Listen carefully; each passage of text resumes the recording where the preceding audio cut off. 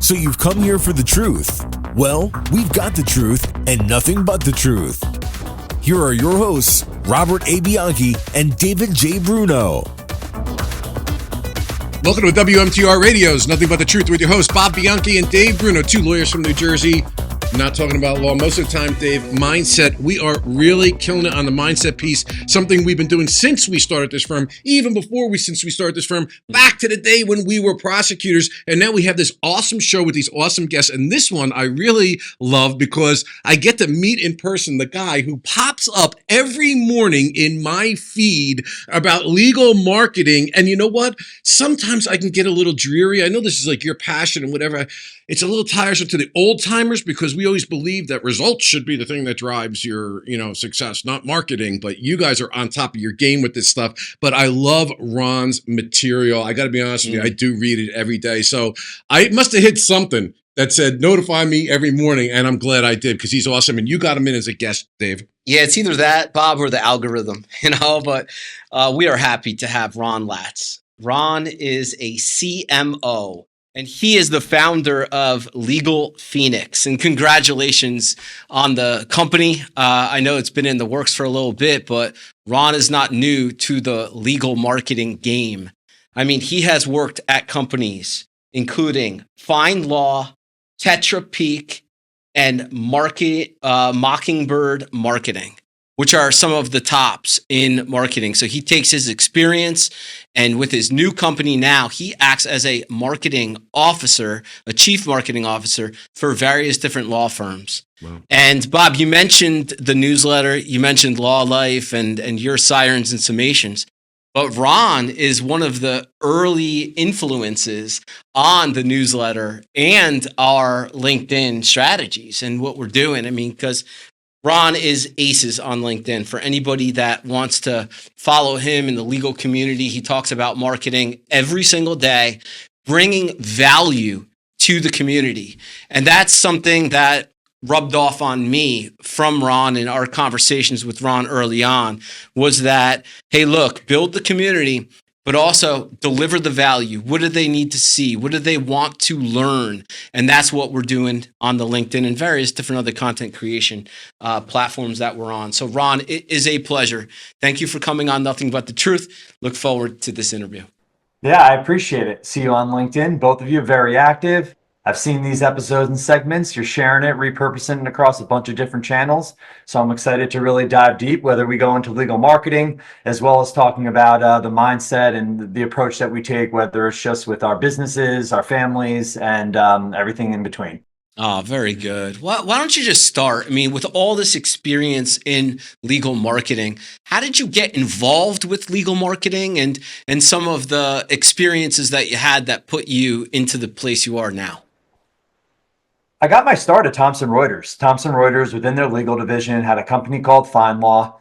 They now have new owners, but they were selling marketing and advertising services specifically to lawyers. I was born and raised and grew up in New Jersey, so I was handling law firms pretty much north of Middlesex County, Morris County, Bergen County, Essex County, Passaic. Like that was my stomping grounds, and I just kind of made my name going around and talking with as many lawyers as I could and offering as much advice as I could to help them grow their practice.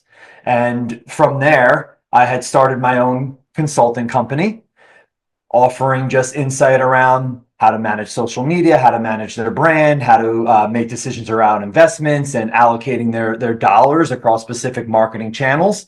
I then moved on and helped rebuild a boutique legal marketing agency where I oversaw the customer success, the digital strategy function, as well as the sales operations, and then just took all that experience and tried to, at least what I felt, address a gaping hole in the market where you would have lawyers that are frustrated with the agency for not performing, and then the agency frustrated possibly with the service delivery or lack of answering phone calls or not getting approvals back in a timely manner from the law firm. So with 15 years of marketing and sales experience, having agency and in-house experience through my consulting and fractional business, I basically present myself as a mediator between both of those, the law firm and the agency, to make sure that everyone is in alignment with the goals and objectives, and that we're all rowing in the same direction. So, I fell into just the law and legal, but I really do have an appreciation for it. It's challenging and rewarding. The fact that most people go through their entire lives trying to avoid working with lawyers, right? But when they need them, I just take pride in being in a position to put the law firm at the right place at the right time in front of the right audience so that those individuals can get the help that they need. And that's, part of my why. So, Ron, I'm going to tell you our experience, and I think we kind of alluded to it before, kiddingly and not. I come from an older generation of attorneys. My dad's 92. He's a lawyer who thinks that marketing advertising is an anathema and the worst thing that's ever happened to the legal profession. But the fact of the matter is, here it is. In 2007, I was the county prosecutor, and I kept that position up to 2013 when I opened up the firm with Dave. And marketing completely changed. People find this hard to believe. It went from, in 2007, yellow pages, if anybody even remembers what that is, to this kind of thing that you're in right now. And it wasn't until COVID, our story is, where we were taking a course when somebody said, there's no honor in somebody not having eyeballs on your law firm. And that, like, when I started thinking about that, I'm like, that is so true. Our competitors are out there with less experience, with less capability, with less systems and procedures and reputation and trial experience and so on and so forth. But they're getting the clients and we're not. And one thing that you just said to me that really impressed me is I've always heard people talking about marketing, how to get the eyeballs on the law firm. I think you may be one of the first people that talked about the frustration about whether or not that law firm can actually carry out the sales piece and then the production piece. Because Dave and myself always talk about marketing, sales, and production, the three elements there. So I don't know if any of that jogs, you could talk to us about that, but in a certain sense, I think me and Dave are unique in how we go about that. Maybe we are, maybe we're not. What's your sense? Where are most law firms? Because most of my colleagues are not in this space at all. And we often wonder, how are they surviving? Yeah, if you don't have the service piece, essentially what you're doing is you're just investing in first poor impressions at scale. Because if you're going to throw dollar after dollar in different channels to generate the inbound lead, and you are not answering the phone, not returning the email, not giving them quality service, not being empathetic, right? Outsourcing everything to a third party who is just looking at it like a transaction and then not generating the results. Like, there's no amount of marketing that's going to be able to help resolve a poor quality service. So getting the infrastructure in place so that you can support the hard-earned dollars that you're investing into marketing channels so that you can create an ecosystem and a flywheel that is producing results. You're helping people, you're getting them to experience something that is the outcome that they're looking to achieve is what it's really all about. I know anybody can say this, but I genuinely believe that what Dave and myself have created in this law firm is unique, is exceptional, delivers exceptional results, and you use the word empathy. We pride ourselves on the empathy piece of what we do. Okay, courage, compassion, and commitment are our guiding values. I think we are very different than how most law firms have their procedures, their policies, how they go about it. We huddle 3 times a week, go over all the cases. We're a team of former prosecutors. We have a lot of unique propositions. But it seems to me that every time we go to a professional, they put us in the same marketing mold as every other law firm. And I feel like our uniqueness is never captured. Am I speaking to you when I say something like that? I do think for the most part across legal that messaging and positioning is, if not neglected, also, misunderstood, right? It's you want to ensure, like you're talking right now about your core values, right?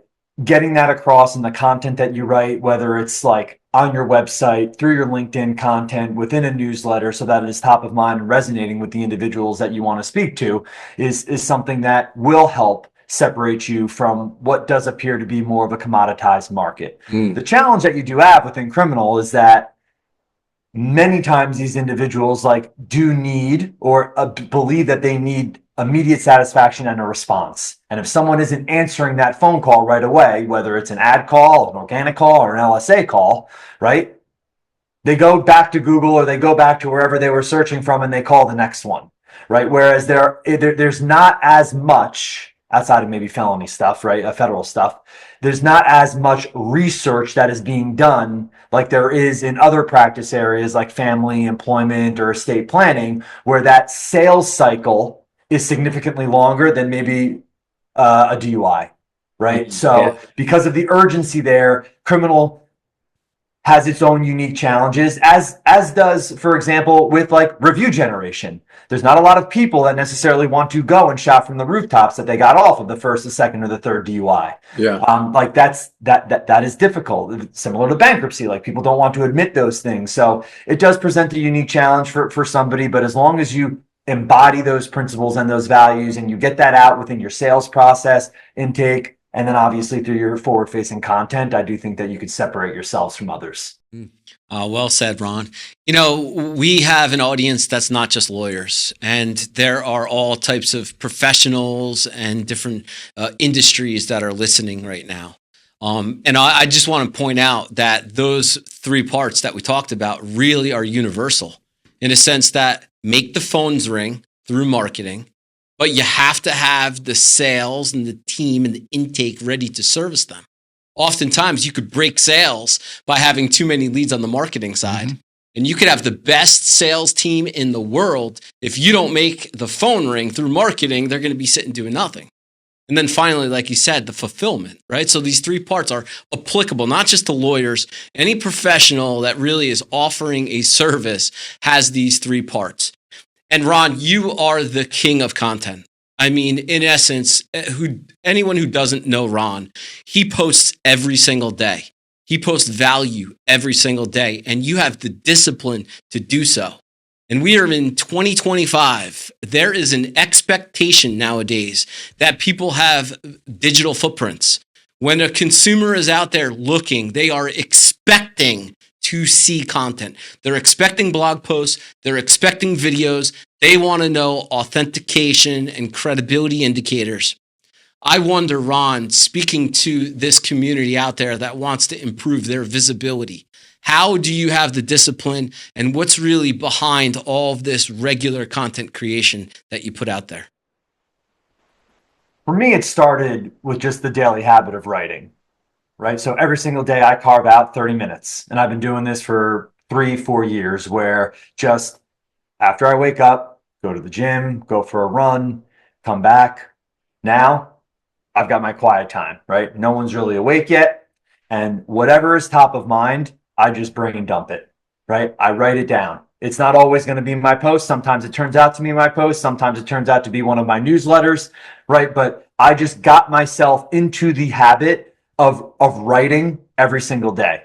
Now, the fact that I've been doing it for as long as I've been doing it, I've built up an archive. So I've got a library of content that I know what was working, what resonates, what does my audience care about, what drives more engagement. And I just started doing more and more of that. Now, that doesn't mean that's what you have to do, right? You don't necessarily have to like sit down and stare at that cursor blinking at you right in the face and like you can't get the words to come out. If you want to get started on LinkedIn, you don't necessarily have to post. You could just start engaging. You could start joining the conversation in the comments. You don't have to do it every day. Maybe your habit is I start once a week. Once a week becomes twice a week. And all of that practice, getting in those reps, right, starts to compound upon itself, and then you start to develop your own habit. So that's how I started. It's not, there's also a course I believe we both had from Justin Walsh, like the LinkedIn Content Operating System. That might not be the exact name, but it was just, it helped me look at marketing and a content calendar and my content pillars and telling my story in a different way than I ever had. So like I invested in myself to do that. So there's a lot of different options for people out there that if they're interested to do so. Okay, that's awesome. All right, Ron, listen, really quick, we're just going to take a quick break here at WMTR Radio, Nothing But the Truth. We'll be right back. At the Bianchi Law Group, our team of former prosecutors and certified criminal trial attorneys specialize in criminal defense and domestic violence cases. When you need a law firm with courage, compassion, and the commitment to fight for you, call the Bianchi Law Group today. Welcome back to WMTR Radio's Nothing But the Truth. Bob Bianchi, Dave Bruno, Ron Latz. Ron, what do you say to what specifically, like when a law firm comes to you, or what is it that you do? Do you have a team? Do you guys evaluate? Do you audit? Like, do you make recommendations? Do you actually do things? Like, what is it that you're doing in your company? Yeah, LegalFenix, we split it up into consulting and advisory, and then fractional CMO offering. So on the consulting and advisory side, it's very similar to what you just outlined, conversations around marketing strategy. Is that strategy aligned with the business's goals and objectives? And then as far as the marketing channels, like what are the tactics that we need to deploy to ensure that we're reaching the goals that we've set out? Many times there are firms that are looking to evaluate different types of vendors, whether it's paid search, website design or development, social media, building a newsletter, things like that. So I help them navigate that landscape and identify people, partners, and agencies that are not only culturally fit, but offer a great quality product at, a market competitive rate. On the consulting side, I'm guiding these firms, right? They have a lot of questions. They want me to review pricing. They want me to talk about budgeting and how they allocate those dollars across specific channels. And then we look at the performance. What's working? What's not working? What levers do we need to pull? Where do we need to optimize and enhance? And what are the experiments that we are running? And let's identify the lessons that we've learned so that we can improve everything else that we are doing within our marketing portfolio. On the fractional side of the house, it's a lot of the same, but the entire management of that marketing strategy and the operation is outsourced to me and my team. It would also include things like overseeing or managing their vendor partners, maybe in-house resources where they're responsible for more of the tactical and the execution of certain campaigns, making sure that everyone, again, is in lockstep. The left hand know what the right is doing. We try to ensure that the dollars that are being spent efficiently. Now, as far as like doing the SEO, building the website, designing the website, running the paid ad campaigns, that's not what LegalFenix does, right? We are much more of a high-end, a premium consultancy, and we just refer that out to preferred partners that we know are going to be the best in the business at doing what they do. Right? And then we partner with them to ensure that they're getting access to us and my team, access to the attorneys, getting a feedback loop created so we know what is the quality of the leads and the individuals that are contacting the firm. Are they converting them? What are the values? Are we keeping acquisition costs in line? Keep the whole marketing train running, right? And I do have a team that supports me.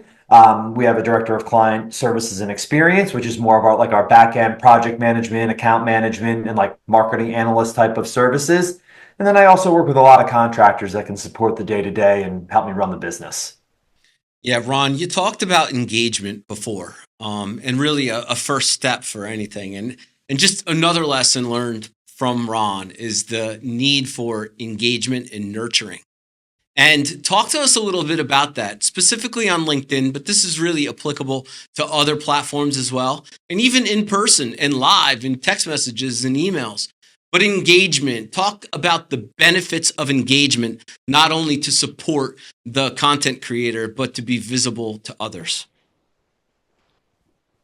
A lot of firms and just individuals, their content is centered around themselves. Whether it's humble brags, job openings, look at us, we won this award, and it's not really driving anybody to contribute to the conversation.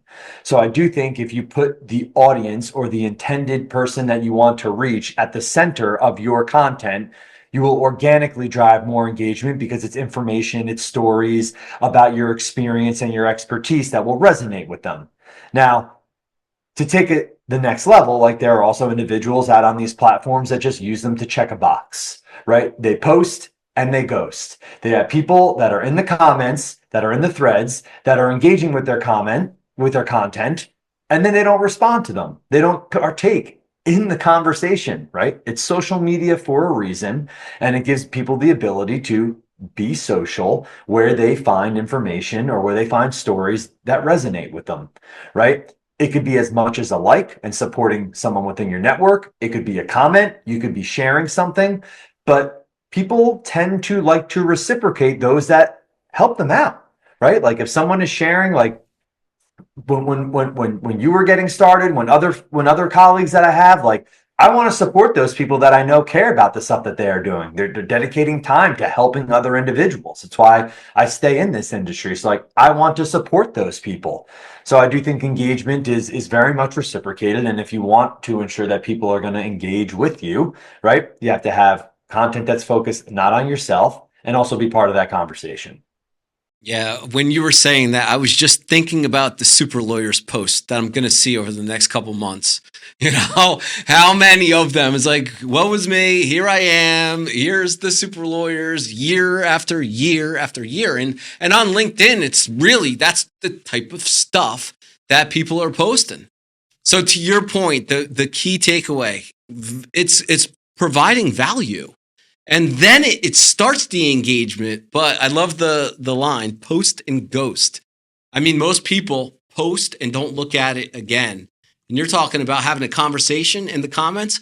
What happens when you start responding to comments and a conversation breaks out in the middle of your post?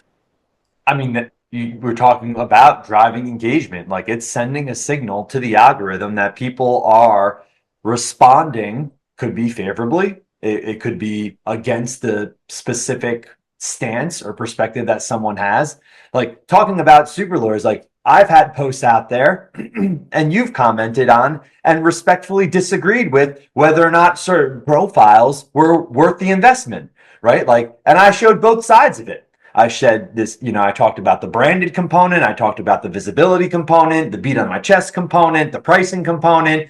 And people were weighing in, worth it, not worth it. Here's why not. I'm just trying to host the conversation. Yeah. Right. So that everybody can see like the perspectives within the specific industry. And then they can take that and make their own decision with it. And you mentioned the algorithm, right? This is a word that I don't think a lot of people understand. First, just briefly explain the algorithm and why do those comments and engagements trigger the algorithm to be seen to more people and impressions?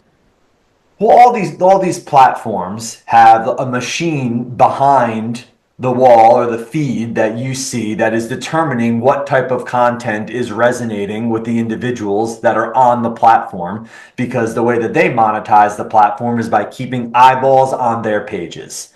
So they want to ensure that people are being served content that is going to keep them there. And conversations keep people on these websites, people going back and forth and commenting and responding to one another. So there are certain signals, whether it's the reactions in forms of a like or someone celebrating or loving something, or people getting a lot of reposts and sharing it out to their network, or just comments.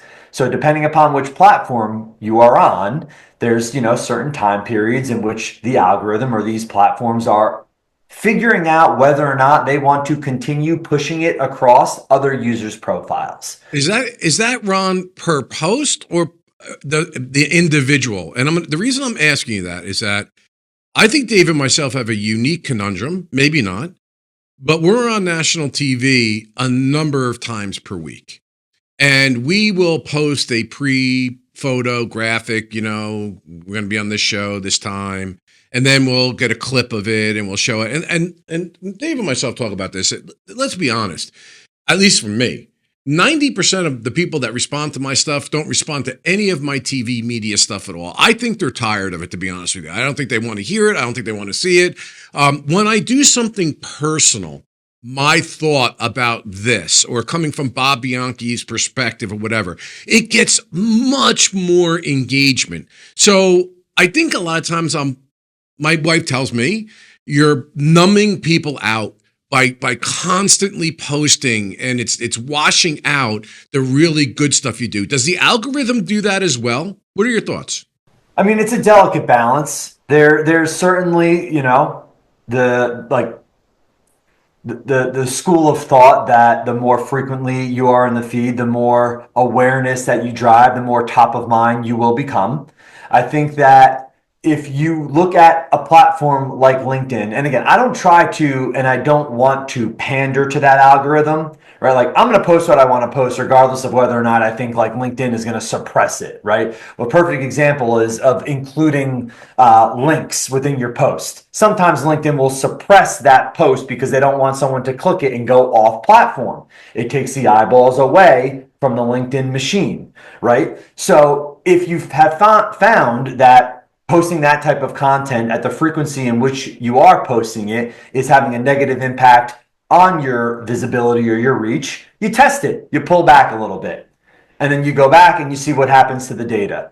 I think what your wife was talking about, where you're sharing more of the human side, being a little bit more vulnerable, giving people the insight into yourself or a story or an experience. Like people love stories, right? And that's what gravitates and draws people in, where there are some of the, for example, like I know when I even promote some of my webinars, they don't get nearly as much reach.